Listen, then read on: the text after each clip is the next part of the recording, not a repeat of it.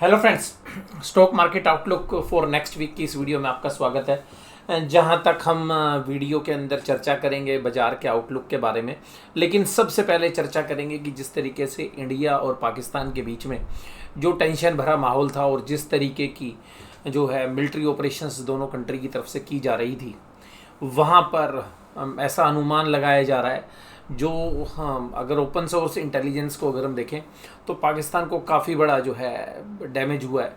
और personal level पर देखें तो काफ़ी बड़ी जो संख्या है वो जो है हम कह सकते हैं कि डैमेज हुई है। और ऐसा अनुमान लगाया जा रहा है कि जो सिंदूर ऑपरेशंस हैं उसमें मिलिट्री के कम से कम जो है 250 से 300 जो पर्सनल्स हैं उनको अपनी जान गंवानी पड़ी है पाकिस्तान की तरफ से। इंडिया की तरफ से जो आंकड़ा है वो उसके मुकाबले में काफ़ी कम है, बट हालांकि नुकसान हमारे को भी हुआ है, बट नुकसान कहीं ना कहीं जो है पाकिस्तान साइड में काफ़ी ज़्यादा हुआ है।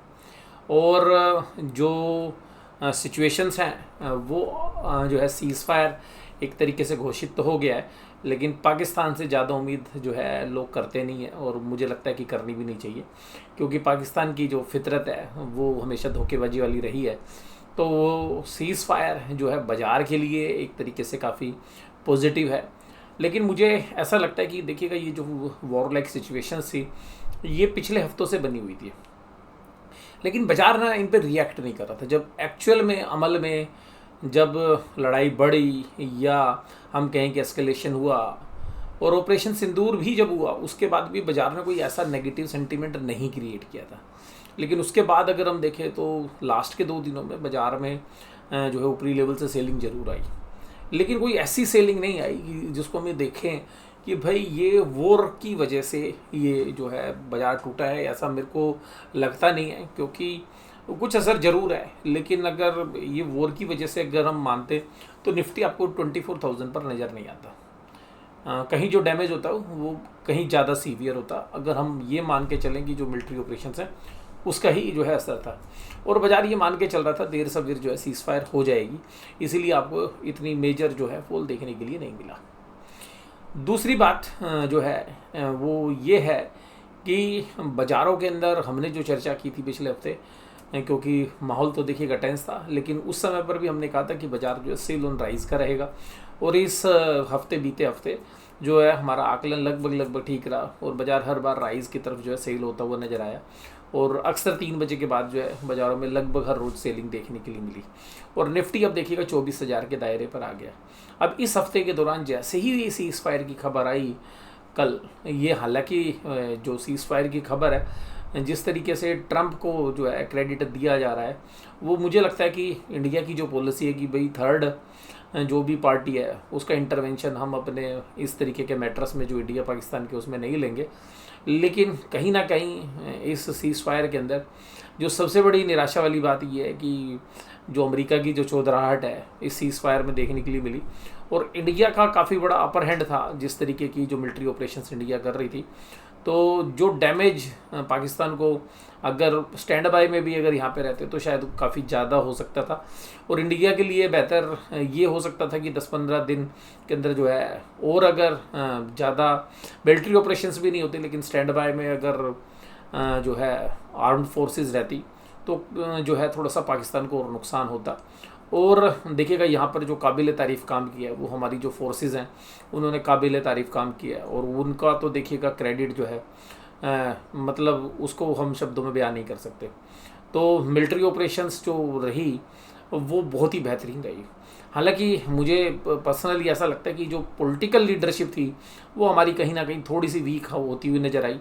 जो एक लीडरशिप को जो है एक मैसेज कन्वे करना चाहिए था, जिस तरीके से पाकिस्तान को डैमेज हुआ वो जो है हमारे को दूसरे सोर्सेज से पता चल रहा है, और जिस तरीके से झूठ का प्रोपेगेंडा पाकिस्तान ने फैलाया और इंडिया के अंदर भी जो कुछ गलत जो है रिपोर्टिंग हमारे न्यूज़ चैनल्स ने की उसका खामियाजा हमें भुगतना पड़ा। लेकिन मुझे यहाँ पे पर्सनली एक लीडरशिप की कमी ज़रूर लगी।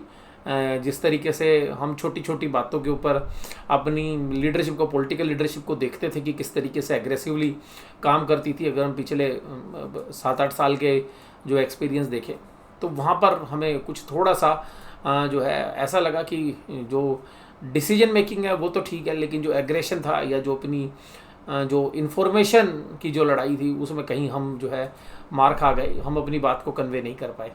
और जिस तरीके से ट्रंप जी ने जो है यहाँ पे मामले को का सारा क्रेडिट ले लिया, और इंडिया मुझे इसमें बैकफुट पे आता हुआ नज़र आया, जबकि हम इतनी अच्छी पोजीशंस पे थे। तो अब जो हमारी डिफेंस फोर्सेस हैं या जो हमारे मिलिट्री ऑपरेशंस थे वो काबिल तारीफ़ थे, और इसमें देखिएगा पूरी की पूरी तीनों फोर्सेस की जो है सराहना करनी चाहिए। लेकिन जिस तरीके से एयरफोर्स ने और स्पेशली आर्मी ने जो काम किया वो तो बेहतरीन था, और देखिएगा नेवी स्टैंड बाय पे थी, उनके भी सिलेक्टिव ऑपरेशंस रहे। और यहाँ पर अब हमें क्या लगता है कि जो सीज फायर है, क्या ये जो है बाज़ार के अंदर एक बड़ा जो है तेज़ी फूंक देगा? तो यहाँ पर उस राय पर आने से पहले मैं ये कहूँगा कि देखिए मुझे ये सीज़ फायर के ऊपर ही कंफर्टेबिलिटी नहीं लग रही है, क्योंकि कहीं ना कहीं आगे चल के जो है पाकिस्तान अपनी फितरत से बदलने वाला नहीं है। माहौल जो है थोड़ा सा टेंस रहेंगे देर सवेर, कभी 10 दिन बाद, कभी 1 महीने बाद, कभी 15 दिन बाद। तो अभी भी आने वाले जो 5-7 दिन है वो हमें बहुत क्लोजली देखने पड़ेंगे। तो मुझे लगता है कि मार्केट एक पॉजिटिव रिएक्शन तो करेगा, इसमें तो कोई डाउट नहीं है, बट एक रेंज में बाजार रहने की उम्मीद है हमें। अगर बाजार ऊपरी लेवल्स की तरफ जाएंगे तो वहाँ सस्टेन नहीं करेंगे, निचले लेवल्स पर हमें एक बाइंग होती हुई नजर आएगी। तो अल्टीमेटली हम एक रेंज बाउंड ट्रेड जो है इस हफ्ते के लिए एक्सपेक्ट कर रहे हैं। आइएगा उस रेंज की चर्चा करते हैं जहाँ पर हमें लगता है कि बाजार रह सकते हैं। अब अगर हम बाज़ारों की बात करें तो देखिएगा निफ्टी ने इस पूरे हफ्ते के दौरान अगर हम देखें तो 24,400 से 24,000 का दायरा ही हुआ है। अगर ये 400 पॉइंट की गिरावट को अगर हम देखें तो ये कुछ भी नहीं है, क्योंकि अगर ये वॉर वाली सिचुएशन होती और मार्केट अगर वॉर को कंसिडर कर रहा होता तो मुझे नहीं लगता कि ये बाज़ार जो है वॉर की वजह से ज़्यादा इफेक्ट हुए हैं। लेकिन देखिएगा इन लेवल्स के ऊपर ना बाजार का एक सपोर्ट एरिया है जो 23,800 पे है। तो मुझे लगता है कि निचले लेवल पे 23,800, ऊपरी लेवल्स पे 24,600, इन लेवल्स के बीच में बाजार रहने की उम्मीद है। अगर किसी भी साइड में कोई भी मतलब ब्रेकडाउन या ब्रेकआउट होता है तो फिर एक अच्छी जो है तेज़ी बननी चाहिए या एक मंदी बननी चाहिए। बट अभी हमें ऐसा लगता है कि बाजार इस रेंज के अंदर टाइम बिताना चाहिए। लेकिन अगर नीचे की रेंज टूट जाती है तो एक मंदी, ऊपर की रेंज आ जाती है तो फिर बाजार 24,800 इवन 25,000 तक भी जाने की संभावना बनते हैं। लेकिन मुझे ऊपर की अब संभावना नहीं लग रही है।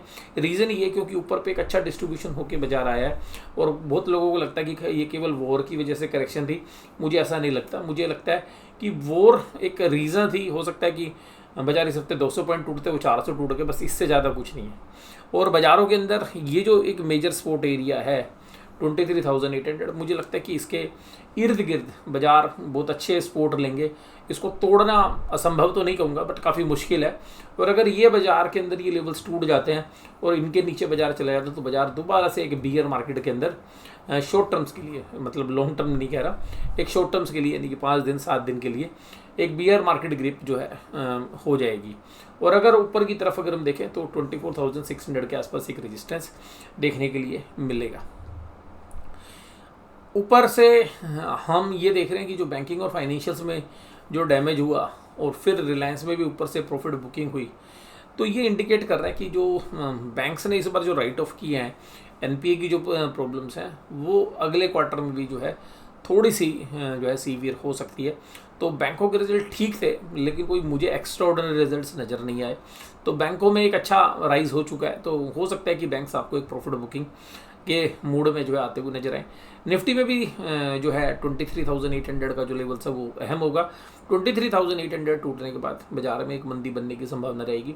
बाजार में अभी भी हमें इस महीने सेल ऑन राइज लगता है, और अगर मेजर सपोर्ट एरिया की तरफ आता है तो बाय ऑन डिप्स। तो एक रेंज बाउंड ट्रेड हम एक्सपेक्ट कर रहे हैं, लेकिन चांसेस हमें लग रहे हैं कि नीचे की रेंज इस बार ब्रेक होने की संभावना बनती है, क्योंकि जो बड़े प्लेयर्स हैं उन्होंने एक अच्छी खासी ऊपर पे प्रॉफिट बुकिंग की है। और यहाँ पर कल के लिए अगर बात करें सोमवार को, तो मुझे लगता है कि बाजार पॉजिटिव नोट के साथ खुलेंगे, थोड़ा सा और दिन में पॉजिटिव हो जाएं, और 2 घंटे 3 घंटे 4 घंटे हो सकता है पॉजिटिव रहे, और शाम होते होते फिर दोबारा से प्रॉफिट बुकिंग आए। हो सकता है 2 घंटे के बाद ही प्रॉफिट बुकिंग आ जाए। तो कल का जो मूव होगा अप साइड वाला मूव, वो मुझे लगता नहीं कि सस्टेन करेगा। वो जो है एक तरीके से ऊपरी लेवल पर बड़े प्लेयर सेलिंग करते हुए नजर आएंगे। एफआईज ने भी अपना जो है रुख बदल लिया है और एफआईज ने काफ़ी दिनों के बाद सेलिंग जो है फ्राइडे के सेशन में की है। एडवांस डिक्लाइन रेशो काफ़ी ख़राब तो नहीं थी, लेकिन फिर भी ये तो इंडिकेट कर रही थी कि हाँ तो थोड़ा सा प्रॉफिट बुकिंग है। Small cap mid cap space में भी कोई बहुत अच्छे रिजल्ट्स हमें देखने के लिए नहीं मिले हैं। और टाइटन में 4% की तेज़ी थी, टाटा मोटर्स में 3.76 और भारत इलेक्ट्रॉनिक्स जो है क्योंकि डिफेंस में काफ़ी बड़ा प्ले है तो वहाँ पर भी एक अच्छी तेज़ी थी। जहाँ तक एशियन पेंट्स के रिज़ल्ट की अगर हम बात करें तो एशियन पेंट्स के रिज़ल्ट ने काफ़ी निराश किया बाज़ार को, और लेकिन क्योंकि एक अच्छी कॉर्पोरेट गवर्नेंस जो है एशियन पेंट्स में देखने के लिए मिलती है, इस वजह से उतना डैमेज नहीं हुआ जितना हो सकता था। मुझे लगता है कि अभी जो 2400 रुपये के आसपास एशियन पेंट्स का भाव चल रहा है, शायद अभी 5% के आसपास का फॉल आपको आने वाले समय में और देखने के लिए मिल सकता है। जहाँ तक बात करें निफ्टी बैंक की तो 53,595 पे बंद हुआ। अब इसमें भी अगर हम देखें तो एक मेजर सपोर्ट एरिया जो आता है वो 53,600 है, जहाँ पर बाजार बंद हुए हैं। ये जो लेवल्स हैं यहाँ पर बाजार जहाँ बंद हुए हैं, इसके नीचे अगर बाजार आते हैं, अगर बाजार में कोई करेक्शन आती है तो वो जो करेक्शंस हैं वो 52,800 की एक मेजर सपोर्ट एरिया है, उसके आसपास यहाँ पर हमें लगता है कि एक सपोर्ट एरिया है 52,800। ऊपर की तरफ अगर हम देखें तो 54,400 के आसपास का एक लेवल है।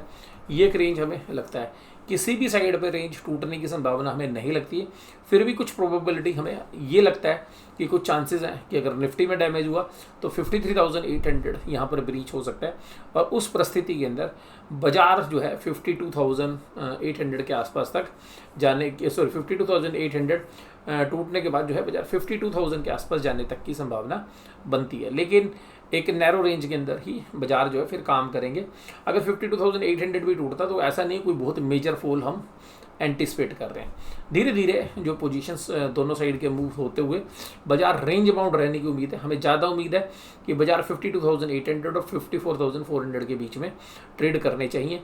और यहाँ पर भी एक जो ओपनिंग अगर हम अच्छी मिलती है सीज फायर की वजह से, तो वो हमें लगता है कि एक सेलिंग अपॉर्चुनिटी रहेगी ट्रेडर्स के लिए। कोई बहुत बड़ी हम जो है उम्मीद नहीं कर रहे हैं वहाँ पे तेज़ी की। इसी के अलावा अगर हम देखें तो एसबीआई जैसे ये जो पीएसयू बैंक के जो शेयर्स थे वो तेज़ी दिखा रहे थे। प्राइवेट सेक्टर्स के बैंक में एक अच्छी खासी जो है सेलिंग हमें देखने के लिए मिली, स्पेशली आईसीआईसी बैंक और एचडीएफसी बैंक में। Canara bank, SBI, bank of Baroda, PNB सारे जो पब्लिक सेक्टर के बैंक थे वहीं पे तेजी थी, प्राइवेट बैंक्स में जो है सेलिंग थी। अगर हम यहाँ देखिए जो एफआईज का डेटा देखिएगा 3800 करोड़ के आसपास सेलिंग कैश मार्केट में, इंडेक्स फ्यूचर्स में भी बंदी बनाई और स्टॉक फ्यूचर्स में भी। ऐसा लगता है कि जो बड़े प्लेयर्स हैं स्पेशली एफआईज अपनी पोजीशंस को स्विच कर रहे हैं, यानी कि जो तेजी की पोजीशंस थी वो धीरे धीरे महीने के एंड तक जाते जाते शायद थोड़ी सी मंदी की पोजीशंस की तरफ शिफ्ट करते हुए नजर आएंगे। अगर निफ्टी की बात करें तो निफ्टी में जो विक्स है वो 0.7305 है, तो यहाँ पर दोनों के लिए बुल्स और बियर के लिए कंफर्टेबल एरिया है। लेकिन क्योंकि इंडिया विक्स 22 के आसपास है तो ये पक्का है कि इस हफ्ते के अंदर जो इंडिया विक्स है वो शायद 20 के नीचे आए, 18 तक की भी चला जाए।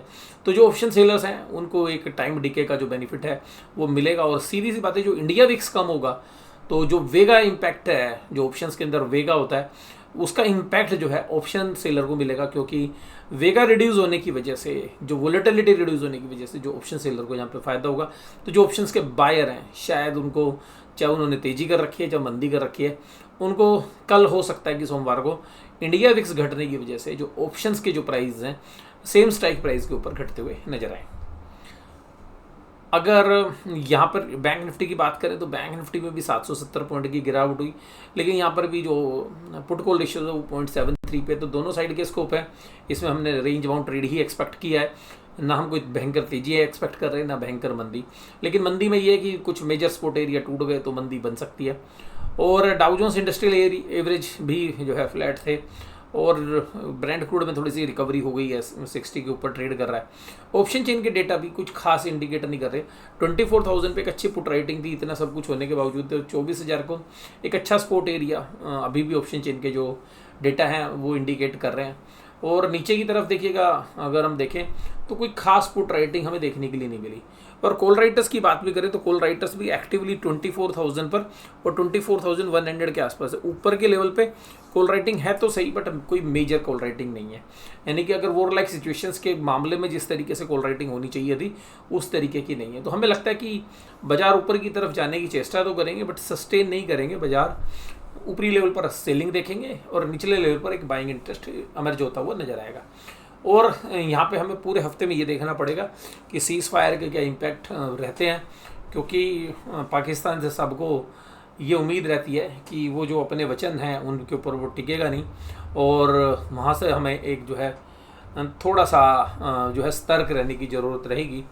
और बाज़ार में मुझे नहीं लगता कि अगर थोड़ी बहुत गहमा गहमी रहती है तो कोई बहुत बड़ा फ़र्क पड़ेगा, बट बाज़ार में एक अच्छा डिस्ट्रीब्यूशन ऊपर होके आया है। तो वॉर की सिचुएशंस अगर थोड़ी सी टेंस हो जाए तो बात अलग है, लेकिन अगर सीज़ फायर है थोड़ी बहुत देखिएगा, जिस तरीके से इंडिया में जो सीमाओं पे LOC के ऊपर जिस तरीके से गोलीबारी चलती थी उसको बाज़ार शायद डिस्काउंट ऑलरेडी कर लेगा, या उसमें कोई ज़्यादा बाज़ार जो है इम्पैक्ट करेगा नहीं।